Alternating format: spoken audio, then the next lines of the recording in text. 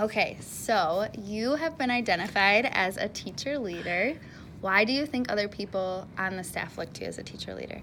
All right, so probably I'll just talk more in general about like why I think people are identified as teacher leaders. So when I think about teacher leaders in our building, I think about people that are willing to work with other teachers, but in a supportive way.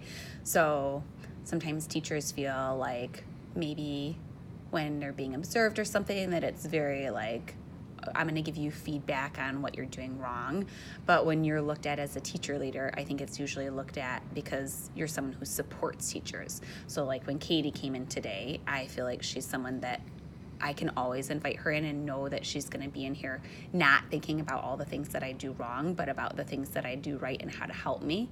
When I worked in my old building, I did a ton with like curriculum mapping, report cards, things like that. So I had a lot of knowledge in that area, and I had things that I had gone and gotten trained in because I was passionate about them. And then I was able to share that with teachers in a way that made teaching like easier and better for them versus just like giving them more stuff to do, but like helping them out and saying like, yeah, let me walk through that with you, taking time out of my day to meet with people or like working on a staff meeting to plan out their curriculum. But I think you have to a lot of knowledge in a certain area, but then be willing to share that in a way with other people that they feel supported and not just like you're dumping more in their lap. Yeah, I definitely agree. How do you feel you provide educational leadership in your building?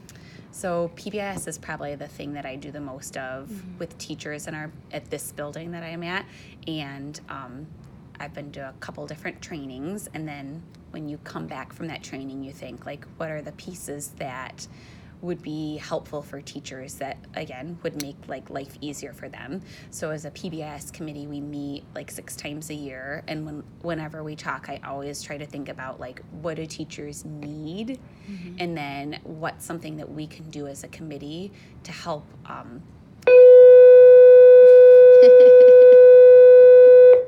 provide them with those things that they need. So like today at staff meeting, we're going to be talking about, as the PBIS committee, we realized that it's feeling stressful on the playground for teachers because they all feel like they're having the same problems with the same kids day after day. So how can we brainstorm solutions and then put it into play? And I think another part of that is making sure that you're not just telling teachers, oh, well, I'm the expert, and so this is what you need to do, but giving everybody a voice. So a teacher leader is someone who needs to be able to say, like, well, what do you think?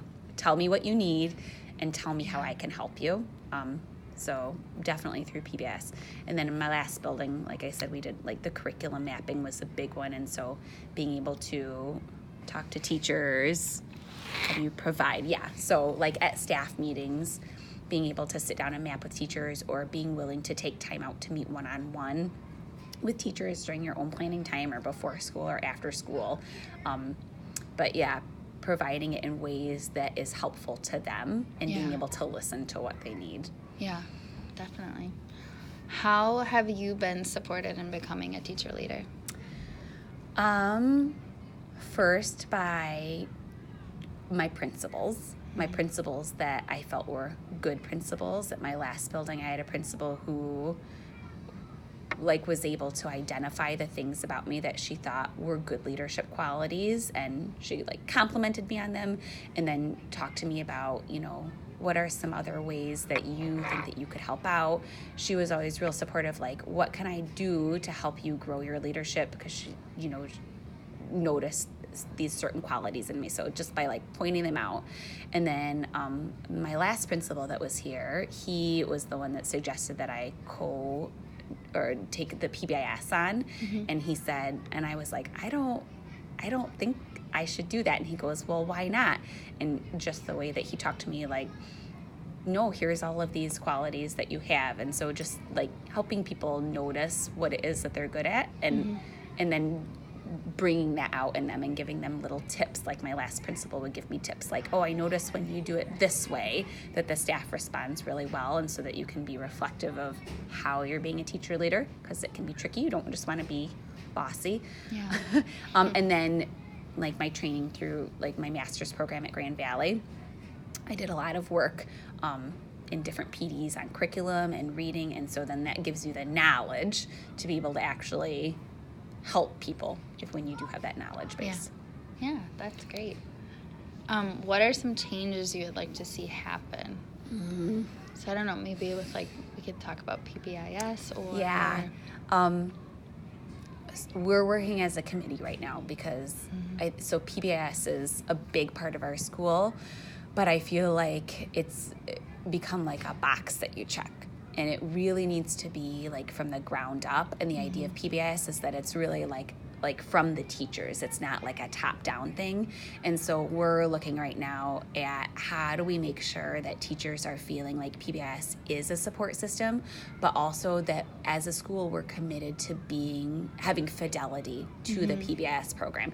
So we're looking at maybe doing some retrainings. We're looking at, we've been starting to put little things in the newsletter for parents to read so that parents can understand what it means to be a PBIS school.